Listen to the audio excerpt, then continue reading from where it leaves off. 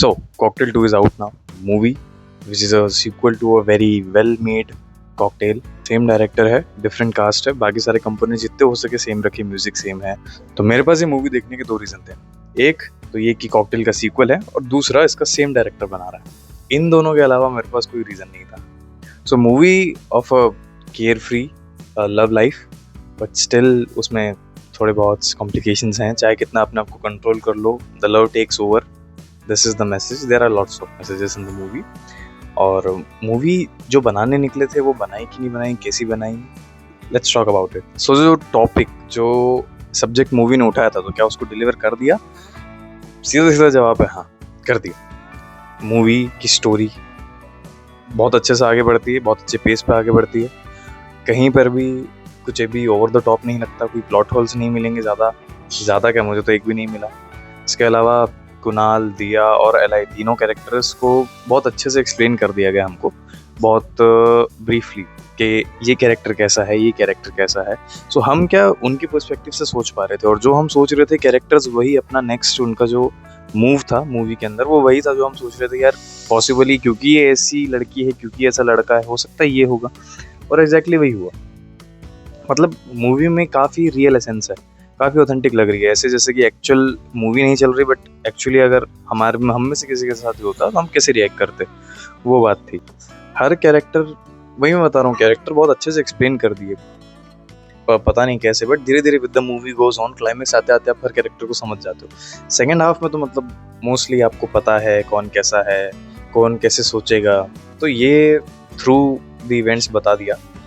और स्पेशली शाहिद कपूर का कैरेक्टर जो है कुणाल, उसके बारे में तो आप जान ही जाओगे कि ये कैसी बातें कर रहा है, ये कैसा पर्सन है, या ये अब आगे अपना क्या डिसीजन लेने वाला है, क्या होने वाला है इसके साथ, इसको कितना हर्ट हुआ कितना नहीं। उसमें तो शाहिद कपूर की तो तारीफ भी होगी, उन्होंने सारे इमोशन, सारी मिजरी वगैरह सब अच्छे से दिखाया। उन्होंने अपने कैरेक्टर में ये बिहेव किया every second of the movie. उन्होंने कहीं पे भी ऐसा नहीं लगा कि we are seeing Shahid Kapoor, we were seeing Kunal. Kriti Sanon ने भी अपना काम बखूबी किया। उनका कैरेक्टर एलाई जो था, एली जो कैरेक्टर था कृति सेनन का, वो भी उन्होंने भी अपने कैरेक्टर में बिहेव किया। टोटली वो कैरेक्टर में दिखी। बस सेकंड हाफ में आने के बाद थोड़ी दो पत्ती वाली वाइब्स आ गई थी कि वही शादी तोड़वाना और वो सब वगैरह वगैरह। तो बाकी उसके अलावा बढ़िया लगा, और कुछ कुछ तो सीन तो बहुत ही बढ़िया लगे। थोड़ा रश्मिका मंदाना का भी एक्सेंट की वजह से वो थोड़ी रोबोटिक सी लग रही थी कुछ कुछ सीन्स में, जब तक वो बोल नहीं रही हैं। कुछ सीन्स में जब तक बोल नहीं रही हैं, she is behaving very nicely, सारी इमोशन डिलीवर कर रहे हैं, लेकिन जैसे ही बोलना स्टार्ट करती हैं वैसे ही थोड़ा सा रोबोटिक हो जाता है। मैं ऐसा नहीं करूँगी तो तुम ऐसा क्यों करोगे, तो वो एक्सेंट की वजह से थोड़ा स्ट्रगल उनका हिंदी में लग रहा है। इसके अलावा और उसमें भी उनको हैदराबाद का दिखा दिया है एक्चुअली मूवी के अंदर कि शी इज़ फ्रॉम हैदराबाद, तो वो भी जस्टिफाई हो जाता है। मैं कह रहा हूँ कोई प्लॉट होल मिलेंगे नहीं ज़्यादा मूवी में, सब वेल थॉट है, टाइम लिया है लगता है बनाने में इसको। मूवी का फर्स्ट हाफ बहुत ही लाइट, फनी, दोस्ती, दोस्तों के बीच के मज़े, कॉन्वर्जेशंस, चटकारे, मसाला, वो सब में निकल जाता है, अच्छा लगता है, मज़ा आता है। और वो उसी से कॉमेडी भी डिलीवर की गई है, कहीं विजुअल है, कहीं आपको पकड़ना पड़ेगा, कुछ लेयर्ड जोक्स हैं, बट है डिसेंट जोक्स हैं, न बुरे भी नहीं है, क्रिंज जोक्स नहीं है फर्स्ट ऑफ ऑल। उसके साथ फर्स्ट हाफ जहाँ एंड होता है वहाँ से फिर थोड़ा इमोशनल ट्रेजेडी वगैरह वहाँ से स्टार्ट होती है। Still second half is also decent, but it's more towards the emotional side. Hurt ज़्यादा हो रहे हैं उसमें कैरेक्टर्स, उसमें मूवी क्लाइमैक्स अप्रोच कर रही है तो समझ जाओ। थिएटर में कुछ कपल्स थे जो थोड़ा बहुत आंसू आने लगे थे उनको, थोड़े बहुत क्राइंग एंड सॉबिंग की आवाज़ आ रही थी आसपास से। तो मतलब ऑब्वियसली मूवी वर्क तो करती है, अगर मेरे पास भी कोई होता तो मैं भी रोता, क्या मालूम।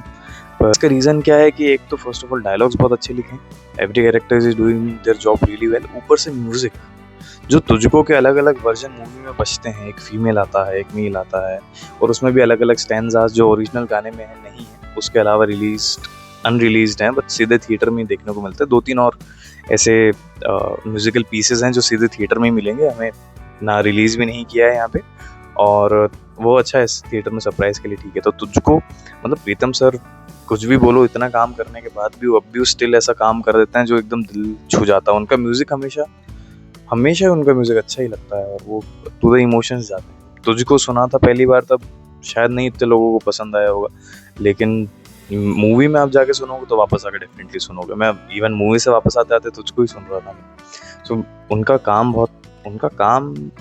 क्या ही बताऊं, मतलब हर इमोशन डिलीवर कर देते हैं somehow. He knows only how he does that.